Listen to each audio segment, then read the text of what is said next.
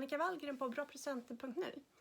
Idag tänkte jag berätta om den allra bästa presenten som jag någonsin har köpt. Som faktiskt fick mottagaren att gråta av lycka. Men så här var det i alla fall, att vi skulle ut på en långresa och vi hade 2 små barn i bilen. Och som du vet, om du själv har egna barn, så börjar ju tjatet innan man ens kommer ut ur stan. Om hur långt är det kvar? Är vi framme snart?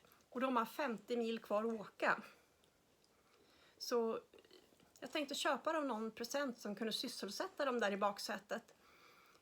Så vi stannade vid en leksaksaffär som vi åkte förbi. Och så gick jag in och barnen fick vänta utanför. Och ut kom jag med en present med ett Pokémon Color. Och reaktionen var ju lite oväntad. Sonen började gråta.